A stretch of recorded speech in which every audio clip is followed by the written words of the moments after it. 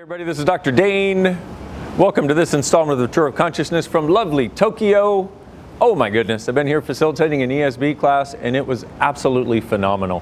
First, I'd like to say thank you to the amazing participants of that class and where they were willing to go. Wow, thank you guys. So what is the tool for today? Well, this is a subject that comes up a lot and a lot of people have a lot of difficulty with it. And I'm here to tell you a different way and a different possibility. It's called the willingness to receive judgment. Now, what happens when I talk about receiving judgment? A lot of people go, no, I don't want judgment. Well, that's not receiving judgment, okay? That's resisting it. So receiving is actually where you have no resistance to it. And we have this idea that somehow judgment is this big, powerful monster and we're this tiny little mouse against it and it's more powerful than we are, and it's a lie. And every time you refuse judgment, you buy into that lie, you make yourself less, you make yourself smaller, and you cut off an element of your receiving. Well, okay, so how does that work? Well, what happens is, in an effort to try to not receive judgment, in an effort to try to keep it out, you put up walls around you energetically. And the thing about a brick, let's say it's a brick wall, okay? The thing about a brick wall is it doesn't know to let in happiness, let in kindness, let in joy, and keep out judgment. So it keeps everything out and you get more and more separate from your life, from your world, and especially from your ability to create and your ability to receive.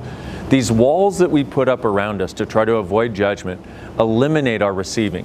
And it's a huge sadness. I can't tell you the number of times that, as an example, people have come to me with money problems. And I say, well, there's no such thing as a money problem really. It's only a limitation in what you're willing to receive that creates what shows up as a money problem. And they go, yeah, but I want to change my money situation. I said, cool, so are you willing to receive judgment? They go, no, I hate judgment. I've been judged my whole life. I don't want to deal with that anymore. I'm like, I get that, but if you're not willing to receive it, you put up walls against receiving and it keeps out, it actually doesn't even keep out the judgment, which is funny. It traps it inside with you, but it also keeps out money, keeps out happiness, and all kinds of other things. So what is a different possibility? Well, what could receiving judgment actually be like? When you receive judgment, what happens is you have no walls, you have no barriers. Somebody judges you, like let's say they go, you're a total jerk. Well, you can resist and react like we talked about, which is where you put up a wall and you're ready to fight. Or you can go, cool, thanks. Where you push down your walls, push down your barriers, and just let the judgment flow on through. Because really, if you look at it, judgment is just somebody's point of view about something. And if you're willing to have it be an interesting point of view, which I think a lot of you know by this point is another tool in Access, and if you don't, check out my videos on interesting point of view, because that can be really helpful in doing this. But what you want to recognize is for every judgment you're willing to receive, you make $5,000 more that year. Whoa. For every judgment you refuse and resist, you lose $10,000. Now, for some of you, that will explain your income. And so, what if there's a totally different way of being with this, where you don't make judgment greater than you, and you don't give it any power, you just let it on through. And if somebody has a judgment of you, okay, cool. They're free to have that point of view, because it's their point of view. It really has nothing to do with you.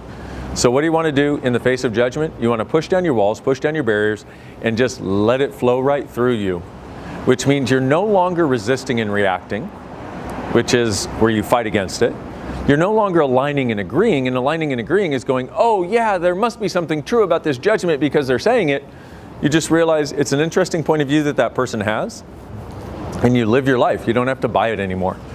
Can you consider for just a moment the freedom that that would give you to no longer have to resist judgment, to be willing to finally receive it?